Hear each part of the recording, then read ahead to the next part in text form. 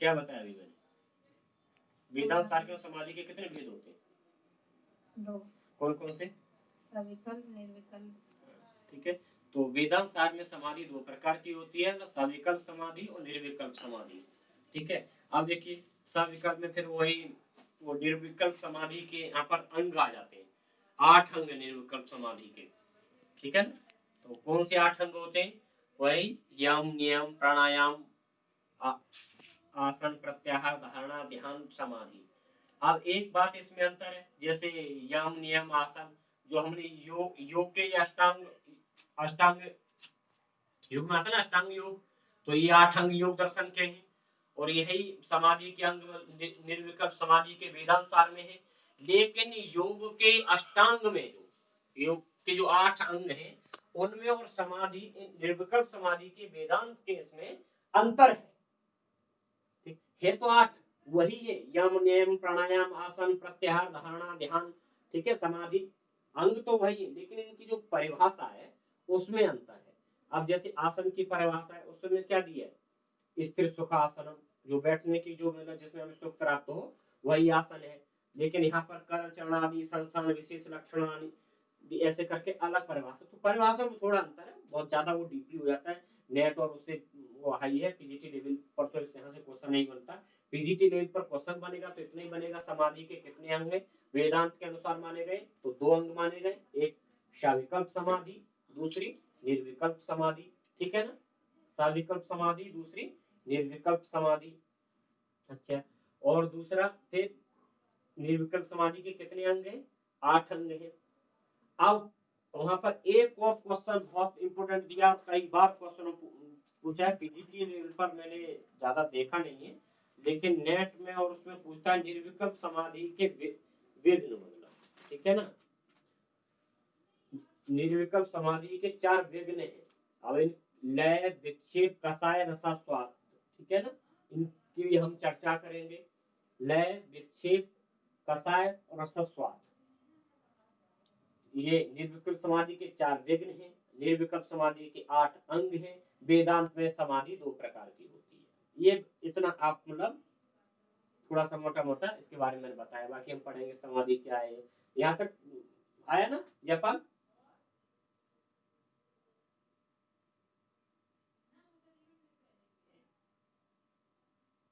शास्त्री जी, हाँ, ठीक है ना। हाँ, तो वेदांत में समाधि के कितने भेद होते हैं? 2, निर्विकल्प समाधि और हाँ, हाँ, और निर्विकल्प समाधि के अंग कितने होते हैं और निर्विकल्प समाधि के विघ्न कितने होते हैं?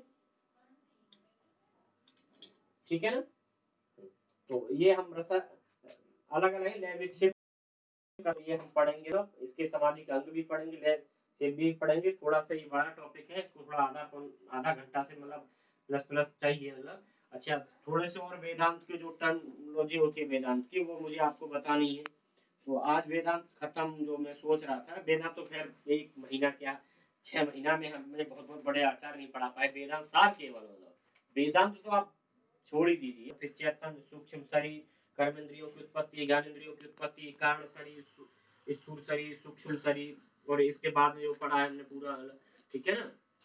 जैसे आज हमने पढ़ा उपदेश वाक्य, ठीक है, फिर कर्म पढ़े, फिर समाधि के बारे में थोड़ा सा, ऐसे करके अगर आप पूरा एक लिस्ट सी बना के रखेंगे तो मुझे नहीं लगता बिल्कुल आप कहीं भी मतलब परेशानी है। लेकिन आपको थोड़ी सी बोलो बोलो।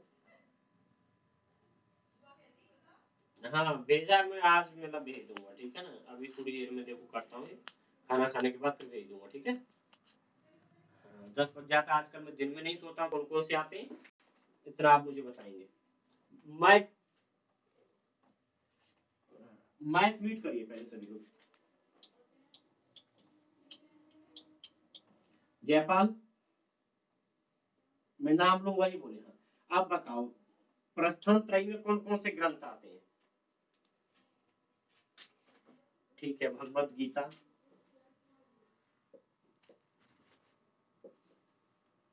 ब्रह्मसूत्र,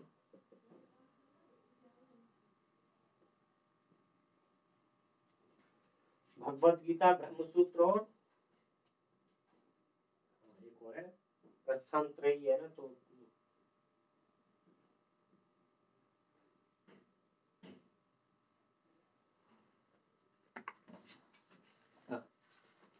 प्रस्थान त्रयी में कौन कौन से ग्रंथ आते हैं? भगवत गीता, ब्रह्मसूत्र, उपनिषद। ठीक है, उपनिषद और एक इसमें, ठीक।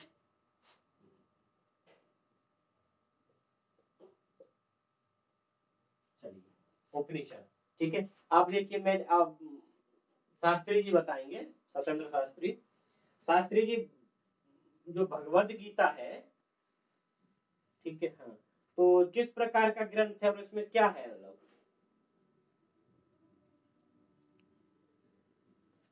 नहीं, इसमें मतलब किसमें इसको किया गया है, जैसे मंत्र इत्यादि, इस प्रकार का क्या है? हैं? हाँ, भगवत गीता में श्लोक है।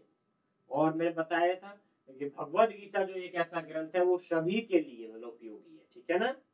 भगवत गीता सभी के लिए उपयोगी, और उसमें श्लोक है और अध्याय में विभक्त है। ये तो आपको पता ही होगा, भगवत गीता में कितने अध्याय हैं। हाँ, और भगवत गीता में कितने प्रकार के योगों का वर्णन किया गया है, पता है? ये हम भगवत गीता पढ़ेंगे, मैं तो ऐसी जानकारी के लिए पूछ ले रहा हूँ आपसे। हाँ बताओ। हाँ, कितने प्रकार के योगों का?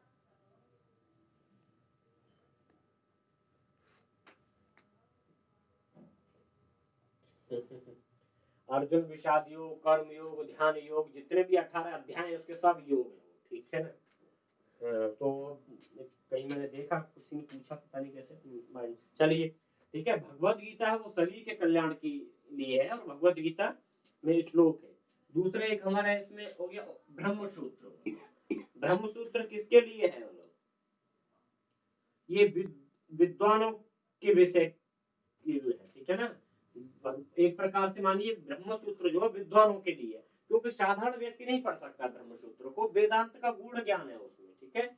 और ब्रह्म सूत्र किसमें विभक्त है? सूत्रों में है, ब्रह्म सूत्र उसका नाम ही है, ठीक है।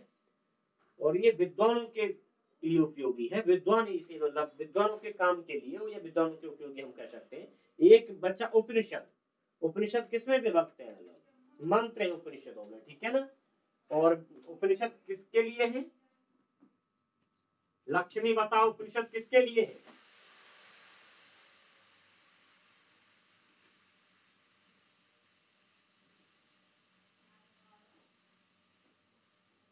लक्ष्मी, हाँ, उपनिषद किसके लिए बताओ, दिख रहा है? हाँ, उपनिषद किसके लिए है?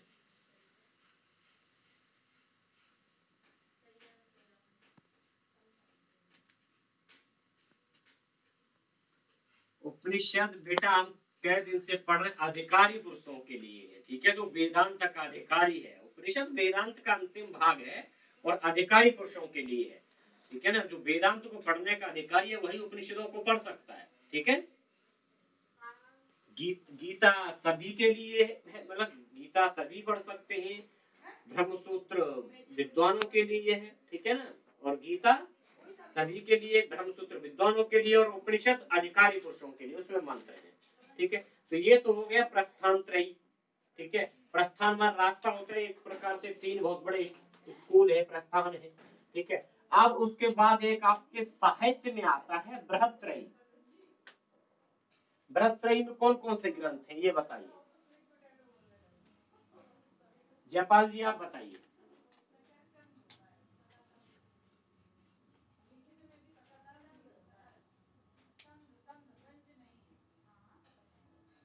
जयपाल,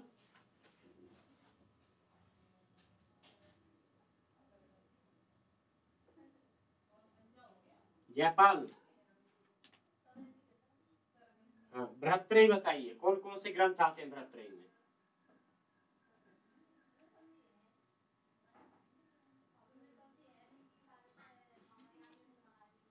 साहित्य के 3 ग्रंथ हैं जो बृहत्त्रयी में आते हैं, कौन कौन से आते हैं? जल्दी बोलिए, समय एकदम से।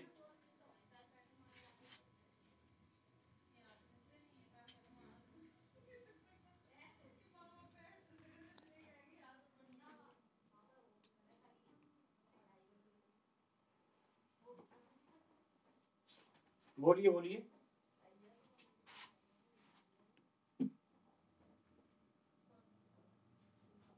नेटवर्क नहीं है। बोलो, जयपाल पता है?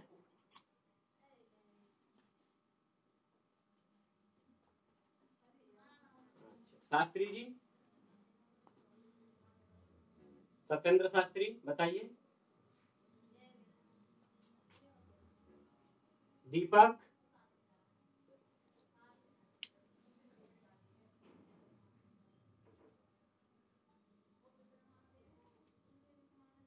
ठीक है, यही है शायद, नहीं कंफर्म है, ठीक है।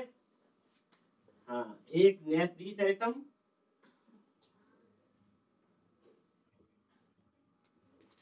एक मार हुआ ना अभी में, मतलब मुझसे शॉर्ट की बात मत किया करो, मतलब जैसे 50 नाम आपको याद करने तो शॉर्ट इसका मतलब, ठीक है, नेसद। अरे 3 ग्रंथ थे, बस ऐसे रख लो, कहीं कहीं भी कोई पूछा, अब वो किस, कई बार ऐसा होता है ना माइंड से किसन ही निकल जाएगा, मतलब सुनो सुनो, आज के बाद ये 3 ग्रंथ है, कभी नहीं भूलोगे मुझे। तुम रात में आज 3:30 बजे 2 बजे फोन करके पूछना कि भैया बृहत्त्रयी कौन सा, लघुत्रयी कौन सा, प्रस्थानत्रयी कौन सा, मैं आपको बताऊंगा, ठीक है ना। ये अब इसमें क्या है, नेसद हो गया, ठीक है। एक दूसरा कौन सा, क्रात है। तीसरा कौन सा है, शिशुपाल वधम, ठीक है। ये 3 ग्रंथ हो गए, ठीक। आप शास्त्री जी ध्यान रखना, न्यासधी चरितम, क्रातार्जुनीयम और शिशुपाल वधम। न्यासधी चरितम के लेखक कौन है, श्री हर्ष, ठीक है।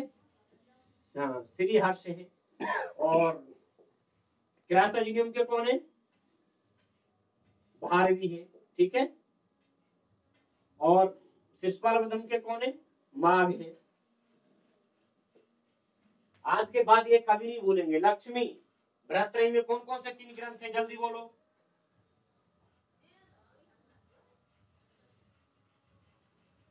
हाँ, ठीक है, आज के बाद भूलना मत शास्त्री जी, ठीक है। न्यासधी चरितम श्री हर्ष का है, क्रातार्जुनीयम भारवी का है, शिशुपाल वधम माघ का है, ठीक है ना। हाँ, बस इतना ही। अभी इसमें बहुत सारा कुछ है पढ़ने को, पढ़ाने को, मैं अभी कुछ नहीं बता रहा हूँ, मैं सिर्फ आपको मोटी सी चीज याद करा था, ऐसा क्वेश्चन बनता है, ठीक है, इस लेवल पर जो हम एग्जाम देने की सोच रहे हैं। कोई भी एग्जाम में तो नेट में भी यहाँ से क्वेश्चन बनता है। चलिए, श्री हर्ष के बारे में आपको पढ़ाऊंगा बड़ा अच्छे से, ठीक है, मैंने पढ़ा अच्छे से।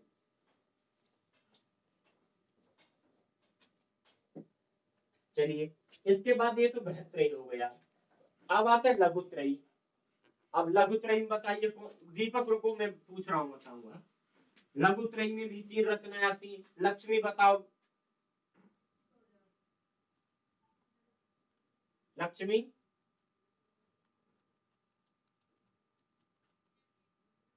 बहुत अच्छी बात है ये, मतलब एकदम माइंड फ्रेश रखो, मतलब ठीक है ना। तमाम बहुत सारी चीजें रहती है, तो ठीक है, कोई बात नहीं।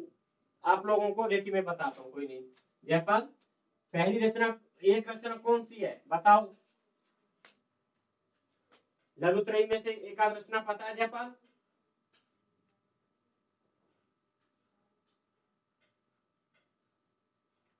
देखिए, एक कवि है, अब मैं बता रहा हूँ, देखिए, एक तो इसमें रघुवंश महाकाव्य। आप लोगों को यह तो पता होगा रघुवंश किसका है। हाँ, ठीक है। हाँ, एक है इसमें कुमार संभव, ये भी पता होगा आपको किस कवि का ये। एक ग्रंथ है इसमें मेघदूत, इसके भी लेखक पता होगा आपको किसका है, ठीक है ना। ये भी महाकाव्य, ये भी महाकाव्य, ये खंड काव्य, और तीनों के लेखक कौन है, तीनों का लेखक कौन है, कालिदास, ठीक है। अब जयपाल क्वेश्चन ऐसे भी बनता है कि लघुत्रयी का कवि कौन है। अब ये कंफ्यूज करता है, आप लोग बिल्कुल एकदम से छोट थोड़ा थोड़ा पढ़ा करके भी आप इतना हो जाएंगे, मतलब शतक तो जरूर लगाएंगे, मतलब जो शतक लगाता है उसका हो जाता है शतक, मतलब समझ रहे हो, 125 में से 100 से प्लस क्वेश्चन मैं गारंटी से लिख करके दे सकता हूँ। अगर भाई आप अपनी पर ही आ जाए कि हम इस बात की शर्त लगा ले रहे हैं कि हम 100 से ज्यादा करेंगे, कैसे कर लेंगे, हम क्लास के बाद किताब को खोल के देखेंगे ही नहीं, मतलब आप अगर मुझसे बहस करने लगो कि हम बिल्कुल पढ़ेंगे नहीं, तो फिर नहीं होंगे, ठीक है ना। अगर आप चाहोगे तो पक्का होंगे। अब क्वेश्चन हमारा ये भी बनता है कि लघुत्रयी का कवि कौन है, तो कौन हो जाएगा लघुत्रयी का कवि? कालिदास, ठीक है ना, क्योंकि लघुत्रयी में तीनों ग्रंथ किसके हैं? हाँ हाँ, और ये तीनों ग्रंथ वही है जो देवी जी ने कहा था, अस्ति कश्चिद वाग विशेषा, ठीक है ना। हाँ, कुमार शर्मा महाकाव्य है, रघुवंश महाकाव्य है, वो खंड काव्य है, ठीक है, तीनों लिखे हैं। और वही काव्य उन्होंने कहा अनावृतम कपाटम द्वारम दे, यही था ना। और जब उन्होंने कहा अस्ति कश्चिद वाग विशेषा, तो वाग विशेषा से वागर्थम संप्रक्त, अस्थि से अस्ति तरुष्याम दिशदेव आत्मा, ठीक है, कुमार संभव। और कश्चित से कश्चित कांता विरह से कश्चित कांता विरह गुण, हाँ, ये मेघदूत है। ये वो वही तीनों ग्रंथ हैं जो देवी जी ने उनको कहे थे अस्ति कश्चित वाग विशेषा से, ये तीनों ग्रंथ उन्होंने रचना की कालिदास ने। और कालिदास लघुत्रयी के कवि कालिदास है। लघुत्रयी में 3 ग्रंथ आते हैं, रघुवंश महाकाव्यम, कुमार संभव महाकाव्यम और मेघदूत, ठीक है। बिल्कुल मत लिखिए, बिल्कुल मत लिखिए, इनको हम पढ़ेंगे, सर्ग भी लिखेंगे, इनका मंगलाचरण भी लिखेंगे, इनके पूरे खानदान के इनके घर दावत खाने जाएंगे हम, समझे, ठीक है ना। हाँ हाँ, हम यहाँ से नहीं पूछेंगे कि आपके घर क्या बना है, हम इनके घर जाके खाएंगे तब देखेंगे क्या बनाते हैं ये, ठीक। आपको केवल आज इतना ही याद रखना है, केवल इतना कि रघुवंश किसकी, ये रघुवंश कुमार संभव और मेघदूत कालिदास की रचनाएं, ये तीनों लघुत्रयी में आती है, और लघुत्रयी के कवि कालिदास से, बस इससे आगे कुछ नहीं, ठीक है ना। इसका अरे मैंने बताया, लिखा था उसके आगे मार्ग, मतलब तुम इतना कंफ्यूज होते हो, अभी क्लास में सामने होते तो मैं मारता फिर, मतलब ठीक है ना। तुमने खुद बताई अपने मुंह से पहले, फिर मुझसे पूछ रहे हो कि माकी है ना, ये बात छोड़ दो वाला, ठीक है। हाँ, जो बहुत संशय में रहते हैं, देखो निर्णय लो, कल मैं थोड़ा सा मैच देख रहा था, तो बड़ा अच्छे प्लेयर है दिल्ली के श्रेयस अय्यर, और तो होता है मेरे जैसों को तो नहीं होता, मतलब ठीक है ना। अगर कई 2 क्वेश्चन से नहीं हुआ तो आप और अच्छे से पढ़ेंगे, मतलब। और आज मैं पढ़ा पा रहा हूँ इसी वजह से, अगर कहीं 1-2 बार एग्जाम दिए तभी हो गया होता तो इतना अच्छा नहीं, तो मैं जहाँ जाता वहाँ पढ़ा पाता, नहीं आपको पढ़ा पाता। जितना फिर ज्यादा पढ़ते हैं ना तो बहुत सारी चीज निखर के आती है, ठीक है ना। हाँ, तो वो हाँ,